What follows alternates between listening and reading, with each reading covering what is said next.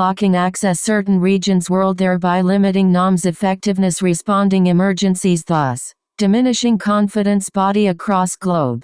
81. The independence of Ghana of 1957 strengthened the struggle for independence for other African states. Justify by giving 6 relevant points.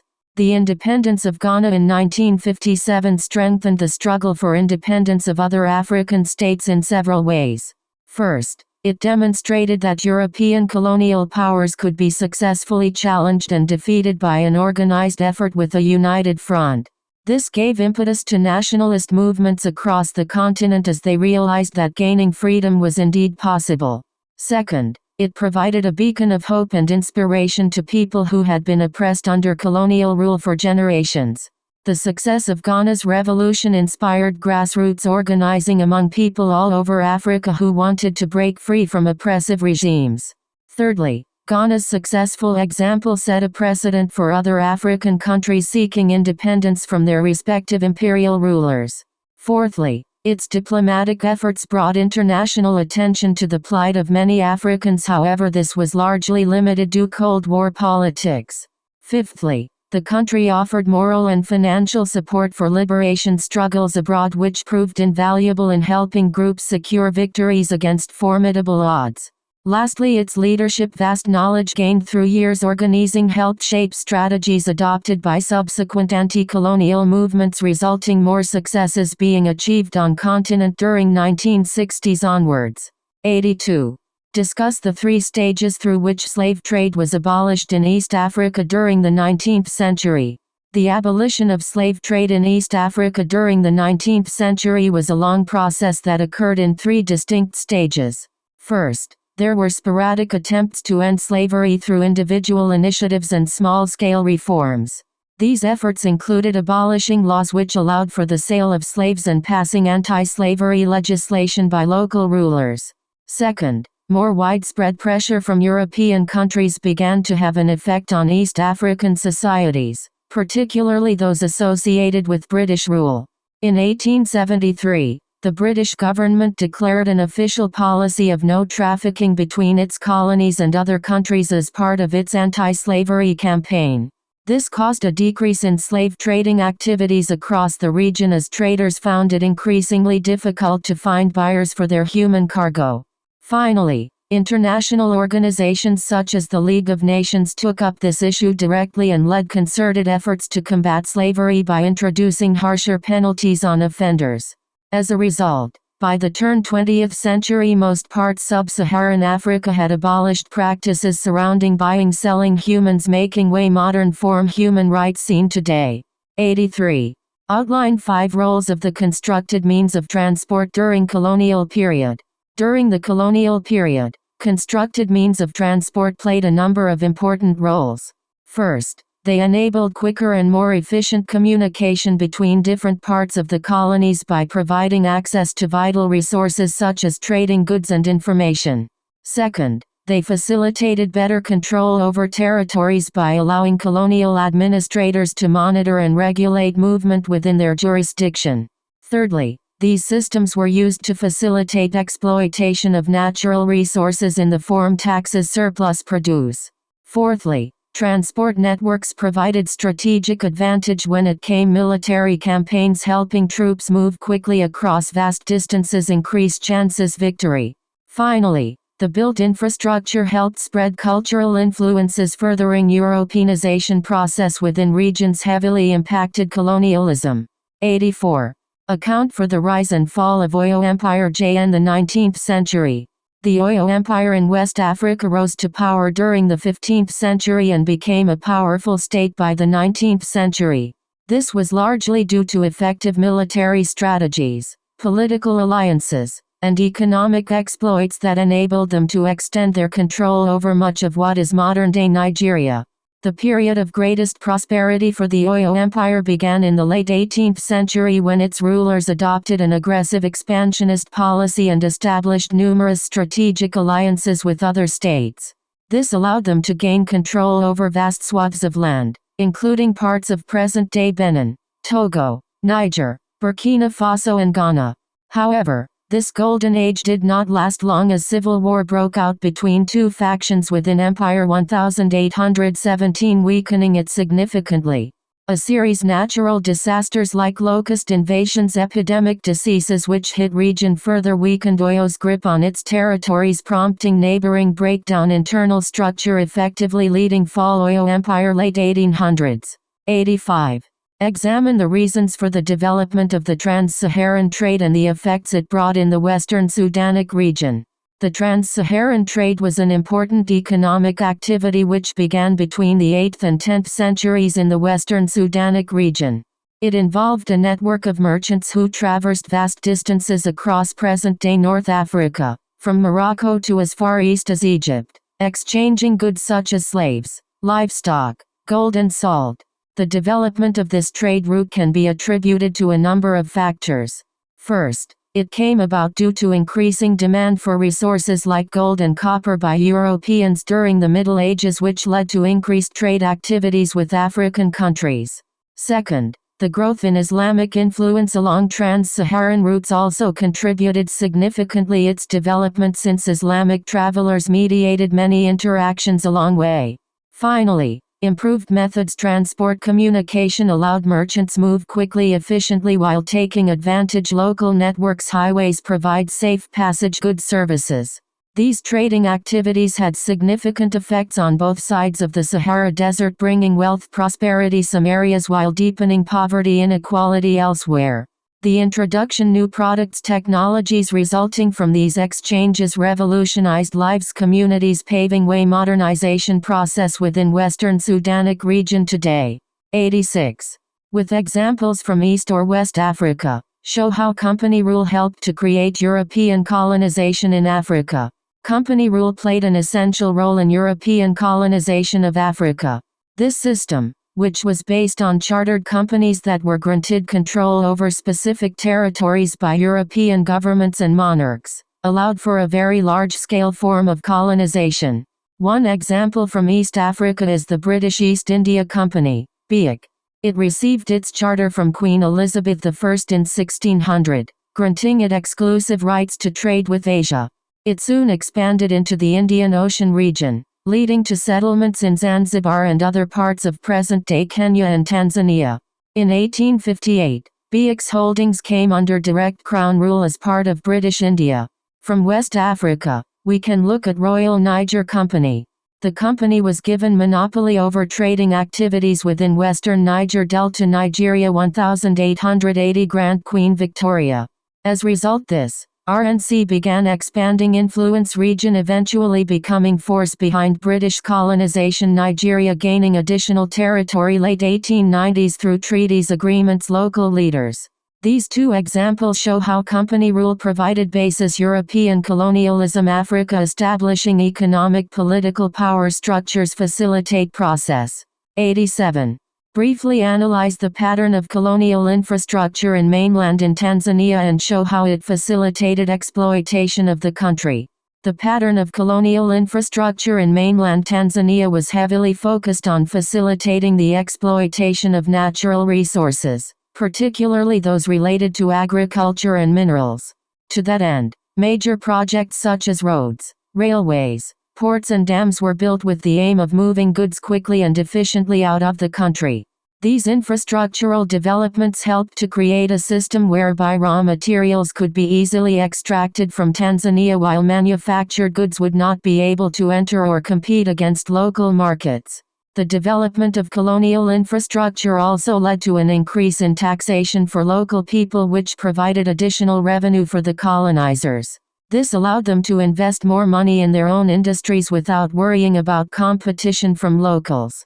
Furthermore, it allowed them greater control over the native population since they had direct access to their taxes and labor force for agricultural production or mining activities. All this contributed towards furthering their economic domination over Tanzania by creating a system that heavily favored European interests over those of its indigenous inhabitants. 88. Account for Ethiopia's successful resistance against colonialism. Ethiopia's successful resistance against colonialism was largely due to the strong leadership of its emperor, Menelik II. He used various tactics such as diplomatic maneuvering and military strength to resist advances from colonial powers. For example, he negotiated a treaty with Italy in 1889 which granted Ethiopia considerable autonomy and essentially prevented it from becoming an Italian colony. Furthermore, under his rule Ethiopia modernized its infrastructure by constructing railroads and telecommunications systems. This allowed them to remain competitive in the world market while having access to modern weaponry which allowed them to successfully repel attacks from other countries like Italy during the Battle of Adwa in 1896.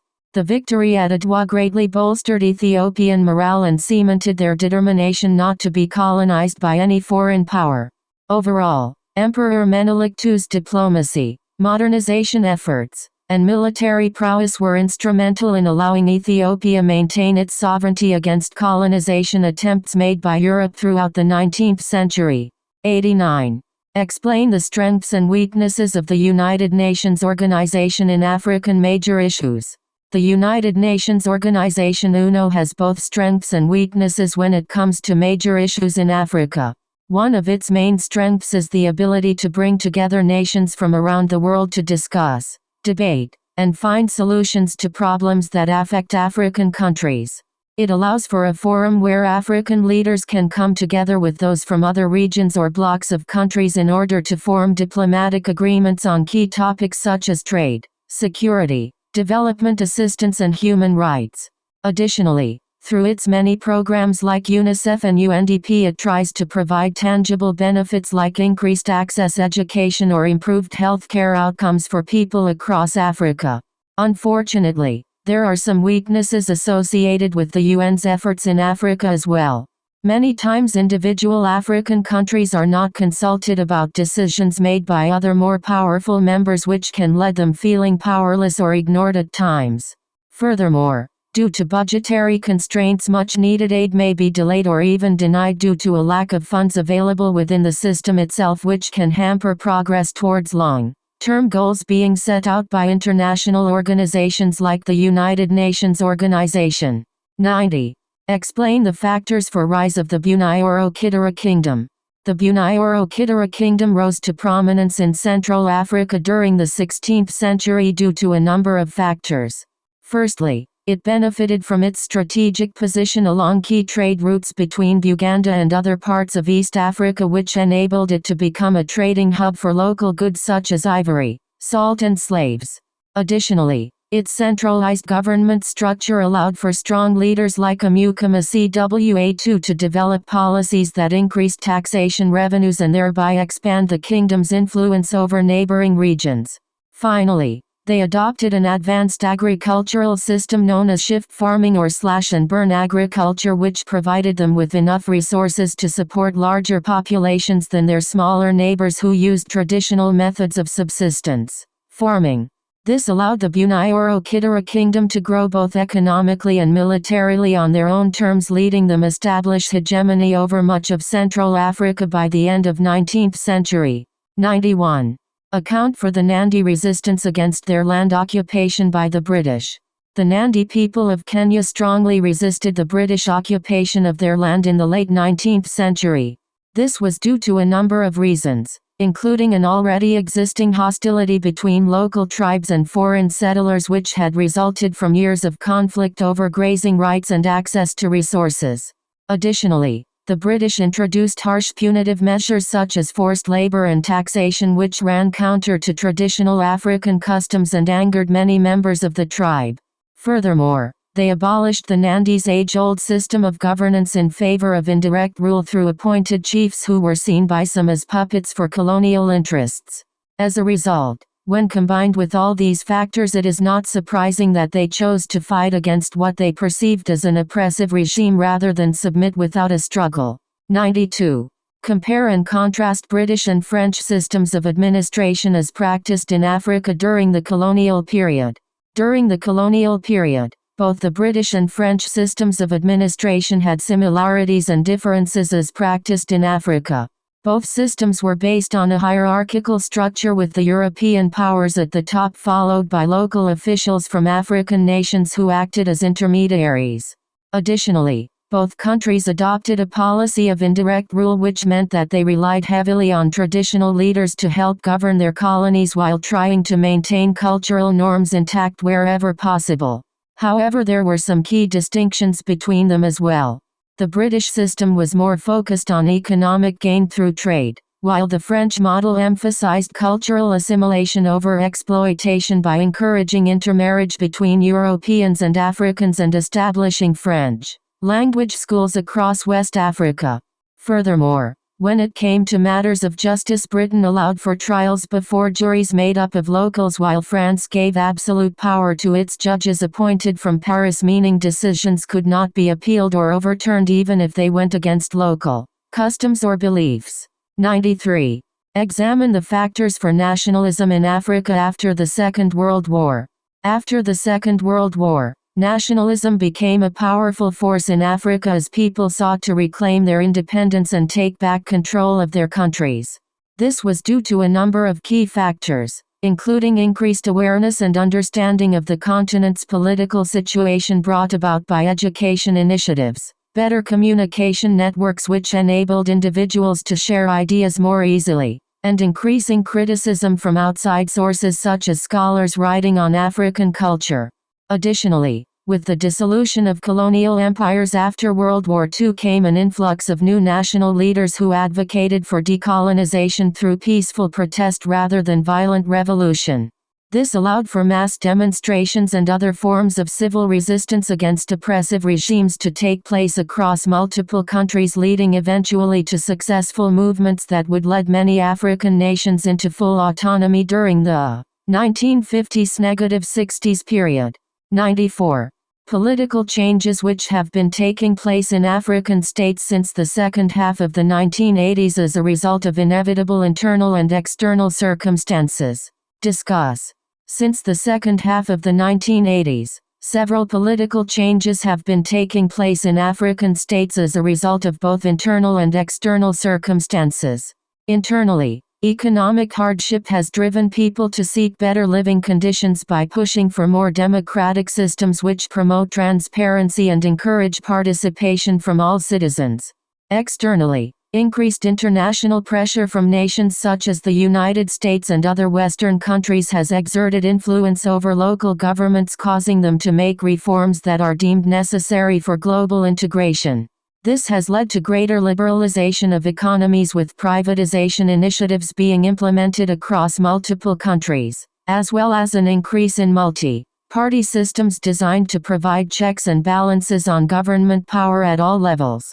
Additionally, there have been efforts made towards curbing corruption through improved governance structures which offer stricter oversight over civil servants or elected officials who abuse their positions for personal gain.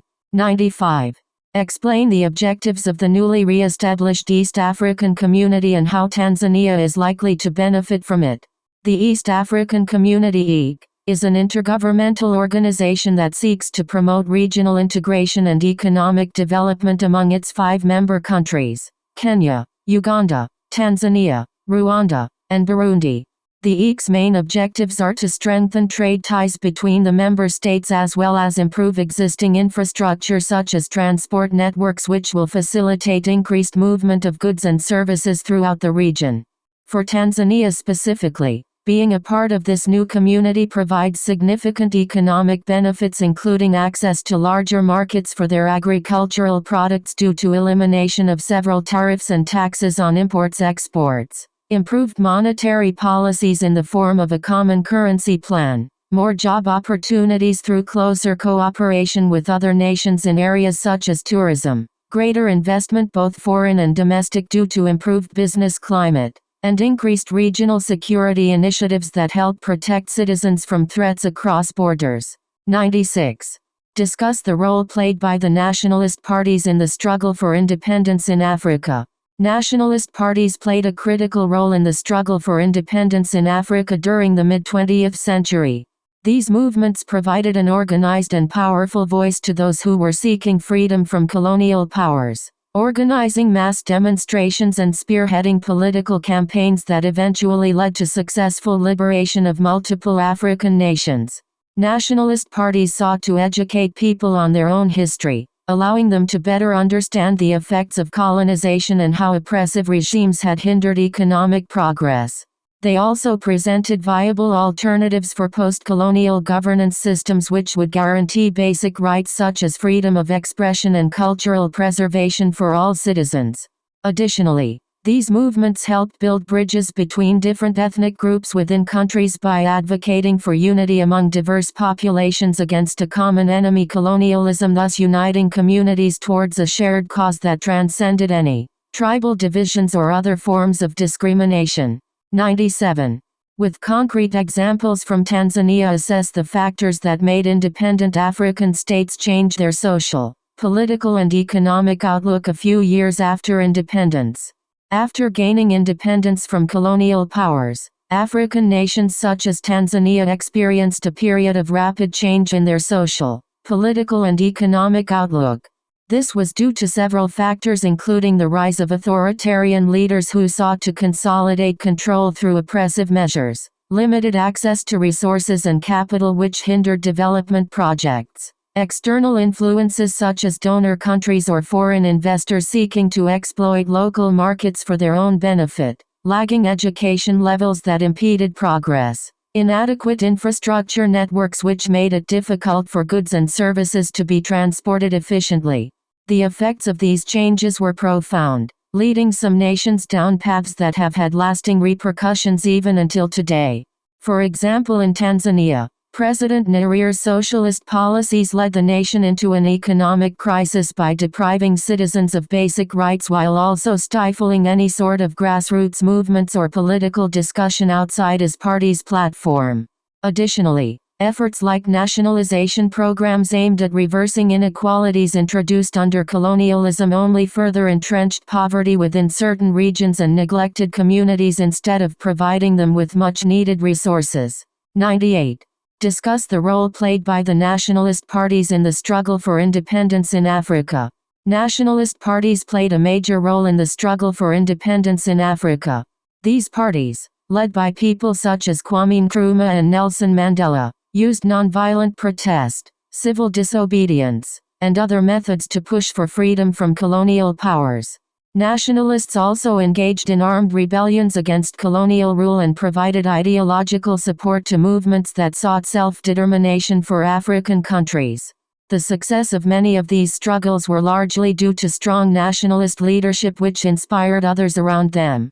99. With concrete examples from Tanzania, assess the factors that made independent African states change their social, political and economic outlook a few years after independence. Give 6 points. 1.